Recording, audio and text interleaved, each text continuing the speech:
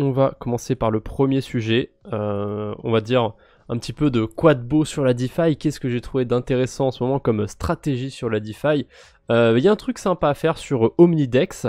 Alors ça se trouve sur la blockchain Telos, donc il faut avoir envie d'aller sur cette blockchain. Il y a un bridge qui sert à aller sur la blockchain Telos et c'est multi-chain. Donc on peut envoyer des stablecoins sur Telos, de l'USDC par exemple, et on peut l'envoyer depuis Avalanche, la Binance Smart Chain.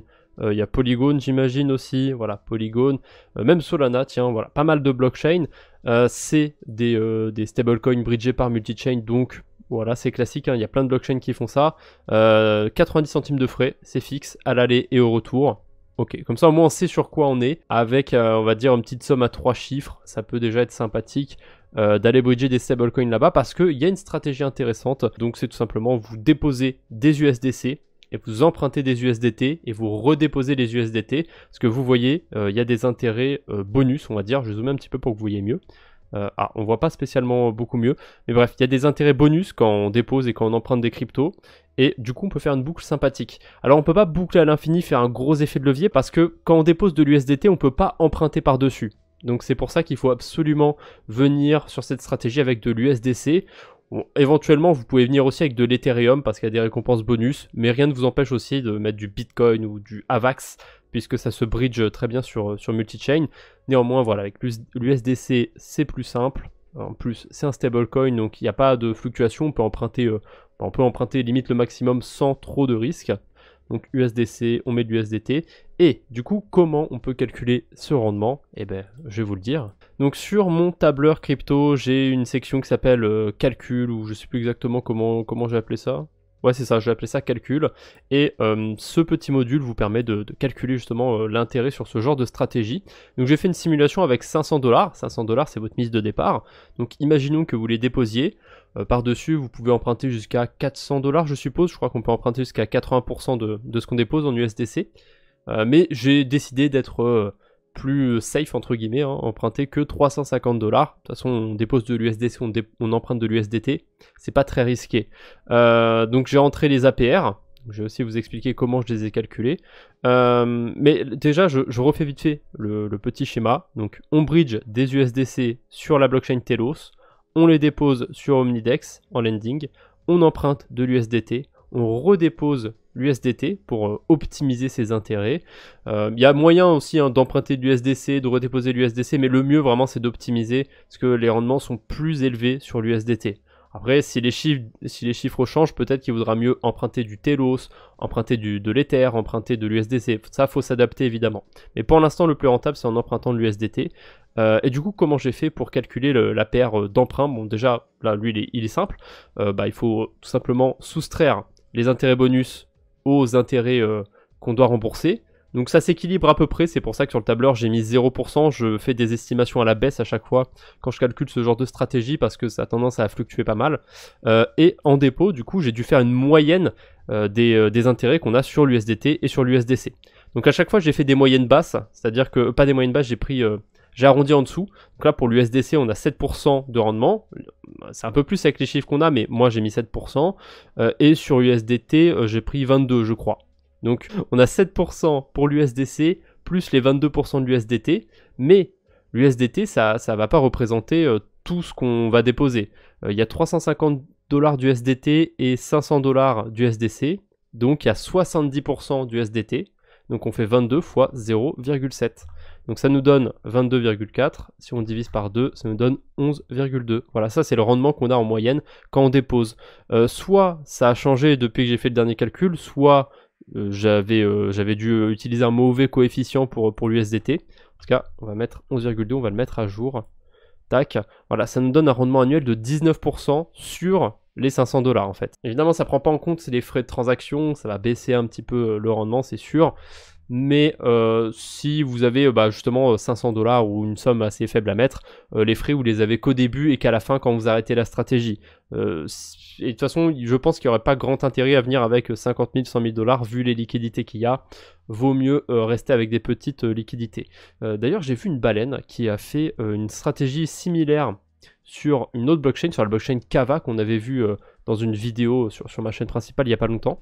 Donc moi personnellement je m'y tenterai pas. Tain, le token il a pris plus 10% depuis tout à l'heure. Donc le gars dépose des stablecoins en collatéral, il emprunte des stablecoins, il les redépose et voilà, il book comme ça et il a un effet de levier assez abusé je crois. Il me semble que de base il a 800 000 $, et qu'il est exposé avec genre plus de 3 millions de dollars, 3 millions et demi, un truc comme ça, donc 4 fois sa mise.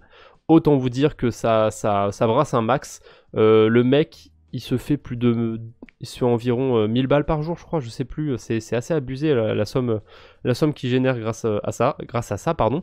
Et en plus le token s'apprécie. En ce moment c'est tout baisse et ce token voilà, un petit plus 30% au calme, pourquoi pas. Oh par contre le graphique vraiment chelou hein. Ah ouais il a pump hyper fort depuis hier. En fait c'est une adresse que je suis sur D-Bank et au début il avait mis une bonne partie de... Il avait mis quoi dans les 100 000, 200 000 $ sur la stratégie.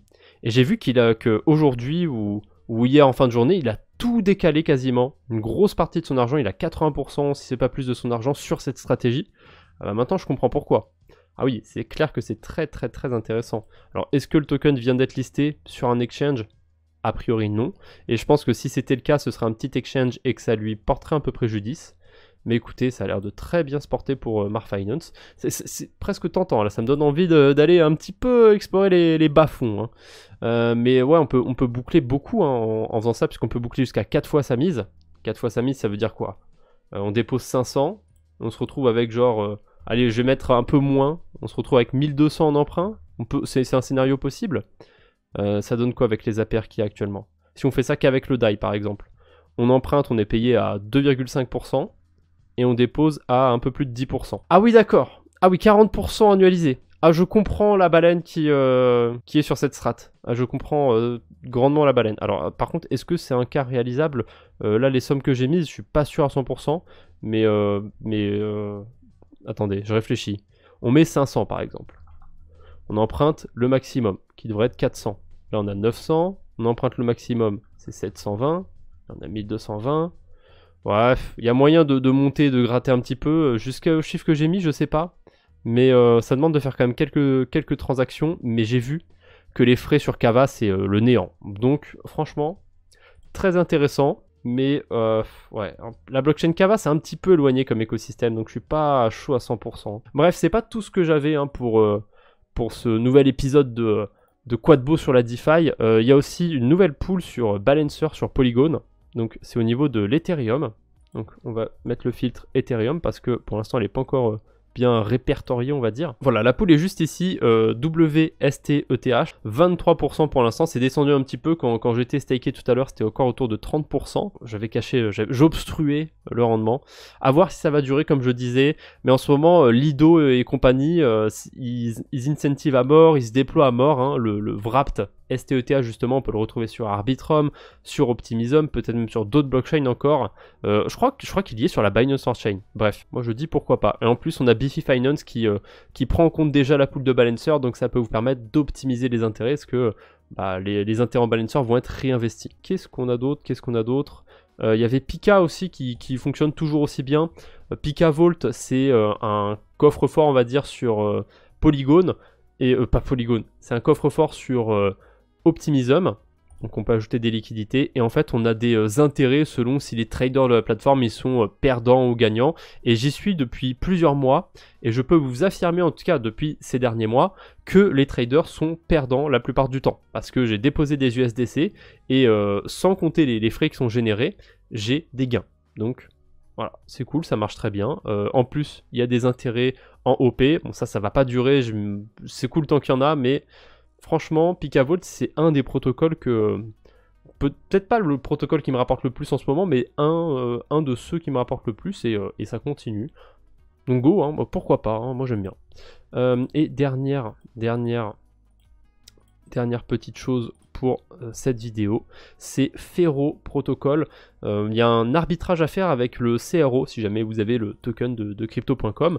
Donc on peut échanger ces CRO contre des CRO stakés, donc les LCRO sur ce protocole. Donc, par exemple, on va en échanger 50 000, allez, une grosse quantité pour vous montrer que même avec des grosses quantités ça marche, hein, c'est pas juste un petit arbitrage avec 10-20 balles, parce que des fois c'est possible hein, de trouver des tout petits arbitrages avec des petites quantités de crypto. Quand ça marche avec des grosses quantités, déjà ça arrive moins souvent. Si on échange 50 000 CRO, on reçoit 49 877 LCRO. Et ces LCRO, justement, on peut aller les unstaker à tout moment. Bon, le souci, c'est que il faut attendre entre 28 et 32 jours pour les unstaker, donc c'est un petit peu long, c'est une contrainte, certes. Mais si je vais unstaker ces 49 000... ah mince, il a mis une virgule. Si je vais unstaker ces 49 877 LCRO, je reçois le 8 avril, du coup, plus de 51 000 CRO. Donc là, ça nous fait une marge de plus de 1000 CRO. Donc on va reprendre notre petite calculatrice. Donc c'est 1192 CRO si on arrondit, parce que on peut même arrondir à 1190 parce qu'il y aura les frais de transaction. Tant qu'à arrondir, on va arrondir à 1180, comme ça on est sûr de prendre en compte les frais de transaction. C'est ce qu'on va faire comme bénéfice là sur 50 000 CRO en un mois à peu près. Donc dans une année, il y a 12 mois. Donc 12, si jamais l'arbitrage est possible toute l'année, hop, 12 fois 1180, ça fait 14 000 CRO. Et si je divise par la mise de départ, qui est de 50 000, ça nous fait un rendement annualisé de 28% sur le CRO. Franchement, c'est pas dégueu. Franchement, c'est vraiment pas dégueu comme rendement. Et si vous n'êtes même pas exposé au CRO, ben, vous en faites pas. Je garde le meilleur pour la fin. Bibi, il a pensé à tout. On va sur Tectonic Finance. Alors oui, bon, forcément, le nom, ça rappelle les heures sombres un petit peu de l'histoire, mais ne vous en faites pas, tout est sous contrôle. C'est un simple fork de AAV ou de je sais pas quelle plateforme de lending. On peut déposer des stablecoins, du Bitcoin, de l'Ether et emprunter du token de CRO. On voit que le token CRO, en plus, il coûte pas si cher à emprunter, c'est 5%, et par-dessus, vous avez des petites récompenses dans le token du protocole. Bon, ça, c'est un petit peu osef, hein. On va dire que ça paye les frais de transaction et ça limite éventuellement les intérêts qu'on a remboursés sur le CRO. Mais voilà, on emprunte à aller, on va dire, 3-4% du CRO. Et on a 28% dessus. C'est plutôt pas mal. Donc si vous êtes sur des stablecoins, vous avez vos 3% d'intérêt sur des stablecoins, plus 28% sur ce que vous empruntez. Alors il ne faut pas additionner comme ça, il faut rajouter un coefficient parce que si vous mettez 1000 $, vous empruntez pas 1000 $, vous allez emprunter genre allez 500 si vous êtes un petit peu risqué. Donc il faut rajouter un coefficient de 0,5, comme si vous aviez, je sais pas, un bon petit 12% d'intérêt sur votre emprunt. Donc 12% plus les 3 qu'il y a sur l'USDC et l'USDT, ça fait du 15% sur cette strat. Voilà, en ce moment, ça fleurit un petit peu les stratégies qu'il y a sur la DeFi avec plus de 10%, voire même plus de 15% sur des stablecoins. Là, c'est un petit peu des stratégies similaires, hein. On va prendre, c'est avec des protocoles d'emprunt, on fait de l'arbitrage, ou alors on peut faire des boucles aussi, ça peut marcher. Bon, pas ici, les boucles, ça va pas marcher, mais sur Mar Finance, c'était le cas, ça marche encore très bien, on va voir combien de temps ça va durer. Ah, le token, il vient de perdre 2 centimes là, donc c'est quoi? C'est 4% de son prix, là d'un coup. Faites attention quand même pour Mar Finance, hein. Moi personnellement je pense pas y aller, même si c'est très intéressant. Je pense pas y aller, à mon avis ça va pas durer assez longtemps. Bref, voilà, c'est tout ce que j'avais en termes de DeFi. Dites-moi ce que vous avez trouvé de beau aussi en ce moment, et voilà, on se retrouve peut-être bientôt pour un nouvel épisode. Salut tout le monde!